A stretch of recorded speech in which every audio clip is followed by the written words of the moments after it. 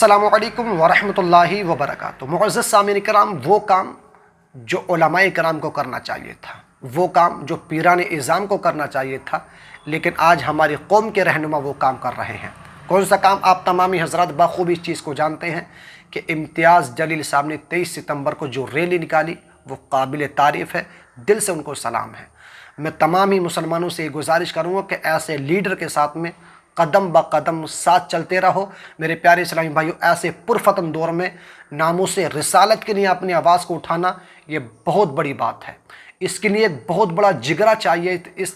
इस तरह आवाज़ उठाने के लिए तो हमारा फरीज़ा मोहब्बत का तकाज़ा भी यह है कि हम अपनी जान से ज़्यादा, अपनी औलाद से ज़्यादा, हम तमाम ही दुनिया वालों से ज़्यादा अपने नबी से मोहब्बत करते हैं। और प्यारे इस्लामी भाइयों, जब इंडिया टीवी के एंकर ने इनसे सवाल किया कि आप ये सियासत के लिए कर रहे हैं, आप सियासत खेल रहे हैं, कुछ लोगों का ये कहना है, तो उन्होंने कहा कि ऐसी सियासत मैं अपने नबी पर कुर्बान कर दूंगा कि मुझे ऐसी छोटी मोटी सियासत की ज़रूरत नहीं है, बल्कि मुझे अपनी जान से ज़्यादा, अपने माल से ज़्यादा मुझे तहफ़्फ़ुज़ नामूसे रिसालत पर पहरा देना है। हम अपने नबी से सच्ची पक्की मोहब्बत करने वाले हैं।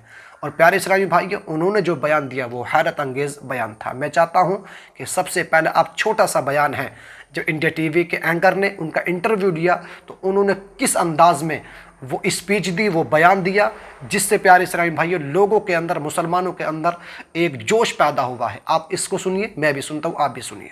देखिए, ऐसी लोकसभा की और विधानसभा की कितनी भी सीटें कुर्बान हैं, ठोकर मारते हैं हम ऐसी सीटों के ऊपर। अगर हमारे नबी करीम सल्लल्लाहु अलैहि वसल्लम के खिलाफ अगर कोई गुस्ताखी करता है तो ऐसी इतनी हल्की राजनीति करने वाला शख्स इम्तियाज़ जलील नहीं है।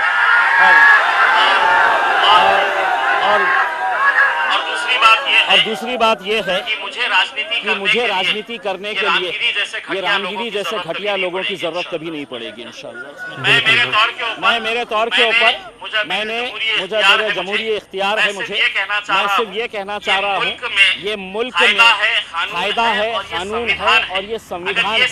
अगर ये संविधान के हिसाब से मुल्क नहीं चलेगा तो ऐसे रामगिरी जैसे गुंडे मवालियों के हिसाब से देश चल नहीं सकता। राणे जैसे गुंडे मवालियों के हिसाब से देश चल नहीं सकता। मैंने सरकार को वक्त दिया था, टाइम दिया था कि आप इनके ऊपर कार्रवाई करो करके, और उनको एक चेतावनी दे रहा हूँ, अगर जबान उनके मुंह में है तो उससे बहुत खूबसूरत जबान मेरे मुंह में भी है।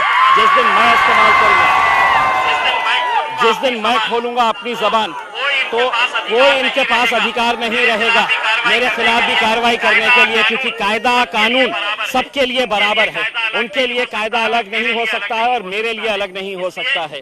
इसलिए अगर रामगिरी ये कह रहा है कि मैं राजनीति कर रहा हूँ, तो मैं रामगिरी को सिर्फ इतना कहूंगा कि रामगिरी, तेरे से बोलने तो लगाए थे सरकार ने, तू अपनी जान बचा के रख, क्योंकि यही सरकार तेरी जान के पीछे भी पड़ सकती है और ठिकड़ा हमारे ऊपर फोड़ सकती है। तो तू जब तक जिंदा है उस खौफ में जी कि तेरे अतराफ में जो लोग हैं कब तेरा गेम बजा देंगे समझ में नहीं आएगा तुझे। तो ये भी कह रहे हैं कि आप जो है राजनीतिक रोटियां सेक रहे हैं इस रैली के बहाने। देखिए, मैंने आपके सवाल का जवाब मैंने इस हिसाब से दे दिया है।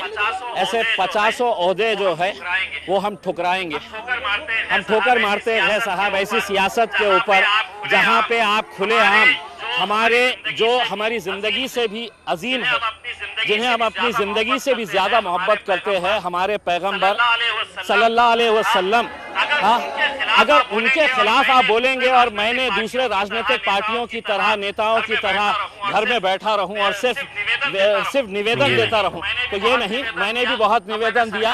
अब मैंने सरकार को कहा कि एक मर्तबा अगर तुम देखना चाहते हैं कि मेरी भी ताकत क्या है तो अल्हम्दुलिल्लाह ये देख लीजिएगा कि क्या। महंत रामगिरी ने यह भी कहा कि विचारों का खंडन विचारों से होना चाहिए, ऐसी रैली नहीं निकालनी चाहिए थी आपको। मैं ये रामगिरी को ये कहना चाहता हूँ, जब तेरे प्रवचन के अंदर लोग सुनने के लिए आते हैं तो तेरे धर्म के बारे में अच्छा क्या है ये बता। तेरे धर्म के साथ साथ एक इंसान की हैसियत से इंसान ने कैसा जीना चाहिए लोगों को ये बता, ना कि ये बता कि मेरा धर्म बहुत अच्छा है और इस्लाम धर्म के अंदर ये खामियां है। ये लोग सुनने के लिए नहीं आते। तेरे जैसे किराए के टट्टू सरकार के इशारों के ऊपर नाचते हैं। भगवान भगवा चोला पहन के कोई भी अपने आप को संत और महंत कह नहीं सकता है। एक दौर था कि जब आसाराम बापू के कदमों के ऊपर ये सभी लोग पड़े रहते थे। आज आसाराम बापू जेल में पड़ा हुआ है। रामगिरी, तेरा भी वक्त आएगा अभी। आप कह रहे हैं रामगिरी महाराज का वक्त आएगा। उन्होंने एक और चीज कही है कि मैंने जो कहा था उसमें गलत कुछ भी नहीं है। तो मैं उसको चुनौती देता हूँ कि तू वक्त दे, तेरे वक्त के हिसाब से हम आएंगे और हमारे साथ बैठ के चर्चा कर। तेरे जैसे लोग आधी अधूरी जानकारी हासिल करके सिर्फ तेरे को मुख्यमंत्री ने, उप मुख्यमंत्री ने और सरकार ने कहा कि जा तू इस्लाम के बारे में बोल, तू पैगंबर के बारे में बोल, हम तेरी रक्षा बढ़ाएंगे करके।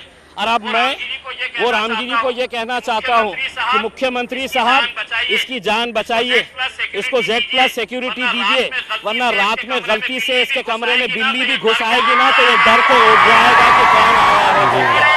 कह रहे हैं कि मैं संत हूँ, संतों का काम होता है सत्य बोलना, मैंने सत्य ही कहा। ये संत आजकल मार्केट में ऐसे संत मार्केट में हर गली के अंदर घूम रहे हैं। भगवा चोला पहनते हैं, अपने आप को संत कहते हैं, महात्मा कहते हैं। असल में ये पैसा कमाने का धंधा ये लोगों ने बना लिए है करके। इनके पास कोई जानकारी नहीं है। अपने धर्म के बारे में बात करो, अपने मजहब के अंदर क्या अच्छा है ये बताओ लोगों को, ना कि तुम किसी दूसरे धर्म का पोस्टमार्टम। और आप क्या समझ रहे हैं कि मेरी जबान मेरे मुंह में नहीं है क्या? मैं नहीं बोल सकता हूँ क्या? किस किस मुद्दे के ऊपर मैं बात कर सकता हूँ? ना तो मेरी तहजीब इसकी इजाजत देती है, ना मेरी संस्कृति इसकी इजाजत देती है, और ना मेरा मजहब इसकी इजाजत देता है। इसीलिए मैं खामोश बैठा हुआ हूँ। आज आप मुअज़्ज़ज़ सामिन किराम, आपने इस वीडियो को देखा और आपने समझ लिया होगा कि किस तरीके से इन्होंने, इंडिया टीवी के एंकर ने इम्तियाज़ जलील साहब का इंटरव्यू लिया, और इंटरव्यू लेने के बाद में उन्होंने जो बात कही वो काबिल तारीफ़ है। प्यारे इस्लामी भाइयों, अगर रामगिरी को बयान ही करना है, अपने मज़हब की सच्चाई ही बतानी है, तो वो अपने मज़हब की खूबसूरती बताए। कभी दूसरे मज़हब को टारगेट ना बनाए, बल्कि अपने मज़हब की तारीफ़ करे। हमें कोई मतलब नहीं है, आप अपने मज़हब की तारीफ़ कीजिए, वो आप जाने। लेकिन आपको ये अधिकार नहीं है कि आप हमारे मज़हब के ऊपर, हमारे नबी सल्लल्लाहु अलैहि वसल्लम की शान में गुस्ताखी करो, या हज़रत आयशा सिद्दीक़ा रज़ियल्लाहु ताला अन्हा की शान में गुस्ताखी करो। ये आपको किसने इजाज़त दी? ये न आपको इजाज़त है, न किसी को इजाज़त है। तो आप अपने मज़हब की तारीफ़ कीजिए, हमें इससे कोई भी मतलब नहीं है। मेरे प्यारे इस्लामी भाइयों, साथ ही साथ में सरकार को ऐसे लोगों के ऊपर शिकंजा कसना चाहिए। ऐसे लोगों को जल्दी से जल्द सलाखों के पीछे डालना चाहिए कि जो लोग मुसलमानों में एक इंतशार फैलाने की कोशिश कर रहे हैं और हमारे हिंदुस्तान में एक इंतशार फैलाने का काम कर रहे हैं। मेरे प्यारे इस्लामी भाइयों, आप ज़रा सोचें, गौर करें कि किस तरीके से सियासत खेली जा रही है और ये लोग बेधड़क होकर के बोल रहे हैं मुसलमानों के ख़िलाफ़, पैगम्बर के ख़िलाफ़। कभी मुसलमानों के ऊपर बोला जाता है, कभी हमारे नबी के शान में गुस्ताखी की जाती है। तो ऐसे लोगों को अपने गलेबान झांकना चाहिए और सोचना चाहिए कि हम क्या कर रहे हैं। मैंने समझा कि मैं आपको बताऊं कि किस तरीके से हालात और किस तरीके से मामला चल रहे हैं। ये आपका अपना यूट्यूब चैनल है, इस चैनल को ज़रूर सब्सक्राइब कर लीजिए और इस वीडियो को अपने तमाम ही दोस्तों में ज़रूर शेयर कीजिए। आपकी क्या राय है, कमेंट बॉक्स में मुझे अपनी राय ज़रूर बताएं।